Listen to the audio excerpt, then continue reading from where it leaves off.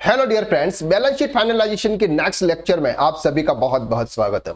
Previous lecture में हमने देखा था कि सर ओपनिंग बैलेंस शीट्स को आप किस तरह से ऑडिटेड बैलेंस शीट के हिसाब से आप मैच करें।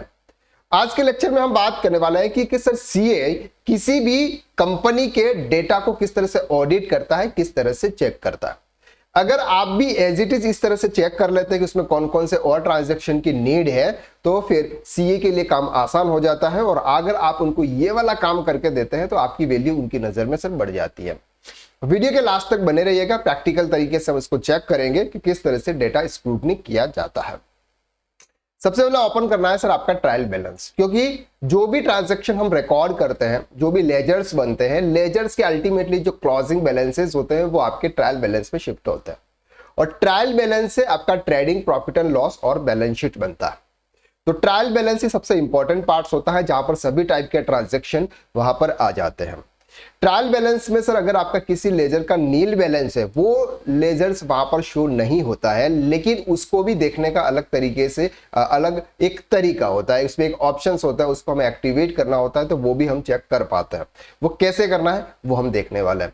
तो ट्रायल बैलेंस हमें ओपन करना है। ट्रायल बैलेंस जब भी हम ओपन करेंगे, सब फॉर एग्जाम्पल एक डेट यहां पर एंटर कर लेते हैं। ठीक है, ये सर आपका ट्रायल बैलेंस। सबसे पहले यहां पर आता है जैसे आपका कैपिटल अकाउंट। कैपिटल अकाउंट्स के अंदर अगर आप जाएंगे तो यहां पर पूरे साल में वो चेक करते हैं कि सर आपने उनके जो पर्सनल ट्रांजैक्शन है वो आपने यहां पर ये किए कि नहीं किए। ये जो पर्सनल ट्रांजैक्शन है ये किस टाइप्स के ट्रांजैक्शन है, ये सब आपने किए हैं कि नहीं किए हैं। दूसरा अब आएगा sir loans and liability. Loans and liability में चेक करते हैं सर जैसे आपका बैंक ओडी अकाउंट है, एक ओडी अकाउंट है, तो ये ओडी अकाउंट्स का जो क्लोजिंग बैलेंस है ये आपके बैंक स्टेटमेंट के हिसाब से मैच कर रहा है कि नहीं कर रहा है, वो यहां पर आपको चेक करना है। दूसरा सर आपके यहां पर आता है सिक्योर्ड लोन। तो सिक्योर्ड लोन के अंदर क्या होता है, सिंपल है कि आप जो भी लोन है आपका, जो भी इंस्टॉलमेंट पे करते हो, उसमें क्या होता है इंटरेस्ट और प्रिंसिपल दोनों अमाउंट यहां पर ऐड होते हैं। तो हम क्या करते हैं, एक नॉर्मल एंट्री पास करते हैं बैंक स्टेटमेंट के, पूरा अमाउंट हम क्या करते हैं लोन स्टेटमेंट के अंदर ही डेबिट कर देते हैं। लेकिन उसमें जो इंटरेस्ट का फिगर होता है उसको हमें क्या होता है सेपरेट करना होता है। तो ये सब एंड ऑफ द ईयर किया जाता है, या फिर अगर आपके पास में शेड्यूल्स है तो आप शेड्यूल्स के हिसाब से आप इंटरेस्ट और प्रिंसिपल दोनों को बाइफरकेट करके भी आप उनकी entry during the year every month आप उसकी पास कर सकते हैं। लेकिन आपके फॉर एग्जांपल इतने सारे लोन्स आपको यहां पर दिख रहे हैं, अब इसमें उन्होंने इंटरेस्ट की एडजस्टमेंट एंट्री की है या नहीं की है, इस लोन को उन्होंने पीएनएल में ट्रांसफर किया या नहीं किया है। तो इसके लिए हम क्या करते हैं सर F12 की प्रेस करते हैं, और F12 में शो ओपनिंग बैलेंसेस यहां पर आपके शो होते हैं, और शो ट्रांजेक्शन, यानी कि ड्यूरिंग द ईयर आपने उसमें कौन कौन से ट्रांजेक्शन इसमें किए हैं वो सभी यहां पर आपको दिख जाते हैं। तो जैसे ये लोन सर हमने इस साल में लिया हुआ, ये लोन हमने इस साल में लिया हुआ है, तो ये यहाँ पर शो हो जाता है कि ये लोन आपने कब लिए थे। ये सभी लोन ओपनिंग बैलेंसेस चलते हुए आ रहे हैं। ये आपने क्या किया सर, उनकी एंट्री पास की होगी। ये जैसे 6488 ये उनका क्या सर प्रिंसिपल अमाउंट्स की एंट्री होती है। ये प्रिंसिपल अमाउंट जो आपने एंट्री की होगी वो एंट्री यहाँ पर देख रहे हैं, पूरा का पूरा अमाउंट यहाँ पे ट्रांसफर किया हुआ है। अब ये वाला जो अमाउंट है, ये जो क्रेडिट का जो अमाउंट है, ये है सर इंटरेस्ट का। उसमें क्या किया होगा, interest account debit to Bajaj finance limited की एक लोन की जो एंट्रीज होती है एंड ऑफ द ईयर, हम एवरी मंथ यहाँ पर एंट्री पास करते हैं। तो ये वाला अमाउंट है। तो ये सीए सब बुक्स को ऑडिट करते हैं, तब ये चेक करते हैं कि सर आपने ये इंटरेस्ट की एंट्री पास की है या नहीं की है। हर जगह पे यहाँ पर जैसे यहाँ पर ये आपका लोन्स का अमाउंट है, दूसरा आपकी एवरी मंथ की इंस्टॉलमेंट है, और ये सर उन्होंने इंटरेस्ट की एंट्री पास की होती है। सभी में इस तरह से चेक किया जाता है कि सर आपने इंटरेस्ट की एंट्री सही तरीके से पास की है, आपकी जो क्लोजिंग बैलेंसेस है वो मैच कर रहे हैं कि नहीं कर रहे हैं। इसके बाद आएगा सर आपके secured unsecured loan. Unsecured loan में भी आप F12 की प्रेस करते हुए यहाँ पर आप ट्रांजेक्शन देखेंगे, तो ये भी दिखेगा सर इस साल आपने जो भी आपके ओपनिंग बैलेंसेस थे उसमें आपने इस साल का पेमेंट किया है कि नहीं किया। ये सब आपकी 3CD रिपोर्ट जब हम फाइल करते हैं, टैक्स ऑडिट करते हैं, उस समय आपके ये रिलेटिव्स के अंदर अगर आपके जितने भी अनसिक्योर्ड लोन होते हैं उनकी डिटेल्स दी जाती है कि इस साल में आपने कितना पेमेंट किया।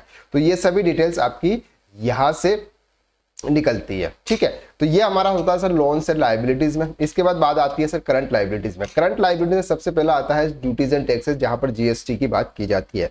इनपुट और आउटपुट दोनों फिगर्स यहां पर आते हैं। ये प्रॉपर तरीके से मैच है या नहीं है, इसके ओपनिंग बैलेंसेस यहां पर यस करेंगे तो ये वाले जो फिगर है ये आपको यहाँ पे शो होंगे। तो यहाँ पर देखेंगे कि प्रॉपर तरीके से सब कुछ मैच है, आउटपुट के सामने इनपुट को मैच किया हुआ है। और ये जो फिगर है, एक फिगर यहाँ पर निकाला हुआ जीएसटी पेबल, जो कि वो नेक्स्ट मंथ में पे किया जाएगा, यानी कि अप्रैल मंथ में जब इसका रिटर्न फाइल करेंगे तब उसका पेमेंट करेंगे। तो ये प्रॉपर तरीके से आपका मैच हुआ ही नहीं किया। अगर आप यहाँ पर ऐसे चेक करेंगे तो आपको यहाँ पर कुछ भी नहीं दिख रहा है, लेकिन अगर F12 की प्रेस करते हुए शो ओपनिंग बैलेंस और शो ट्रांजैक्शन करेंगे तो हमें ड्यूरिंग द ईयर आपने जो भी ट्रांजैक्शन किए होते हैं वो भी यहाँ पे शो हो जाते हैं। तो इस तरह से आप ये वाला लेजर से और इस लेजर्स के प्रॉपर तरीके से आप आउटपुट के सामने इनपुट को आप सेट करेंगे। ये हमने बैलेंस शीट फाइनलाइजेशन के जो 12 पॉइंट्स डिस्कस किए थे फर्स्ट लेक्चर के अंदर, उसमें ये सब कुछ आपको बताया था कि कौन कौन से पॉइंट्स आपको यहाँ पर ध्यान रखना है।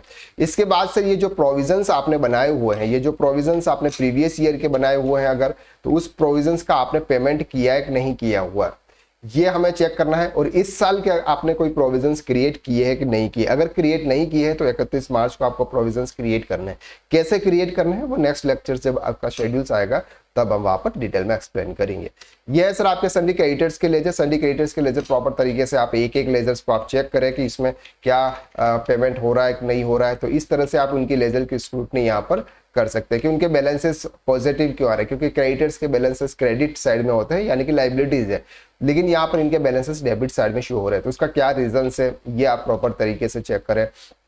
इसके बाद सर फिक्स एसेट है। फिक्स एसेट्स में भी आप चेक करें कि सर इस साल आपने कोई नई एसेट्स तो परचेज नहीं की थी, आपने डेप्रिसिएशन की एंट्री यहाँ पर पास की है नहीं की है। अगर डेप्रिसिएशन की एंट्री पास नहीं की है तो आपको एंड ऑफ द ईयर 31 मार्च को डेप्रिसिएशन की एंट्री पास करनी है। वो भी आपको ये चेक करना है कि सर 180 डेज से ज्यादा परचेज किया हुआ आपने या फिर 180 डेज से कम डेज आपने उस एसेट्स को यूज किया हुआ, जहां पर 50% 100% डेप्रिसिएशन WDV मेथड से यूज मिलता है, तो वो भी आपको यहाँ पर चेक करना है।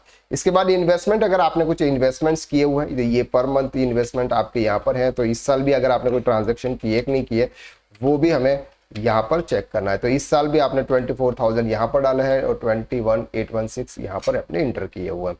तो ये आपको यहाँ पे करंट एसेट्स में सर आपका ओपनिंग स्टॉक तो प्रीवियस ईयर के हिसाब से, फिनिश गुड्स से सर आपका ये आपने प्रॉपर तरीके से चेक कर ले कि रॉ मटेरियल के हिसाब से आपने यहाँ पर बनाया हुआ है कि नहीं बनाया हुआ है। लोन्स एंड एडवांसेस में सर आपकी जितने भी पार्टीज है इसके साथ में ड्यूरिंग द ईयर आपके कोई ट्रांजेक्शन हुए कि नहीं हुए। अगर आप लोन्स एंड एडवांसेस अगर आपने किसी को दिए तो वहां से आपकी कोई इंटरेस्ट की इनकम तो नहीं आ रही है, वो भी आपको यहाँ पर चेक करना है। सन्डी डेटर्स प्रॉपर तरीके से एक एक लेजर्स को आप देख ले और कैश इन हैंड ये भी आप चेक कर ले कि सर पर डे के हिसाब से उसका कोई बैलेंस नेगेटिव में तो नहीं जा रहा है। पर डे के हिसाब से यहाँ पर आपको चेक करना जरूरी होता है। पर डे के हिसाब से जिसको बोलते हैं शो रनिंग बैलेंस, ये ऑप्शंस को हमें यहाँ पे यस करना होता है। तो ये एक एक दिन का यहाँ पर बैलेंसेस आपका दिख जाता है कि सर आपका एक भी दिन आपका कैश का जो बैलेंस है वो नेगेटिव में नहीं जाना चाहिए। तो इस तरह से अगर नेगेटिव कैश है तो उसको पॉजिटिव करना होता है। तो यहाँ पर आपके सर बैंक की डिटेल्स है, बैंक की डिटेल्स पे आप ये चेक कर लें। और आपको अगर कोई प्रोप्राइटरशिप है तो आपको सेविंग बैंक अकाउंट्स की डिटेल्स भी यहाँ पर एंटर करनी होती है, कुछ कुछ ट्रांजेक्शन अगर आप सेविंग बैंक से करते हैं। तो ये TCS पेड है, आपने TCS के यहाँ पर पेमेंट किया होगा, इसका भी आपको टैक्स पेबल के सामने जो आपका इनकम टैक्स पेबल है उसके सामने एडजस्टमेंट मिल जाता है। ये सर आपका सेल्स है। सेल्स आपके दो तरीके से, फॉर एग्जांपल इंटरस्टेट है, सेल्स है, सेल्स 80% GST, अलग अलग तरीके से यहाँ पर उन्होंने लेजर्स बनाया।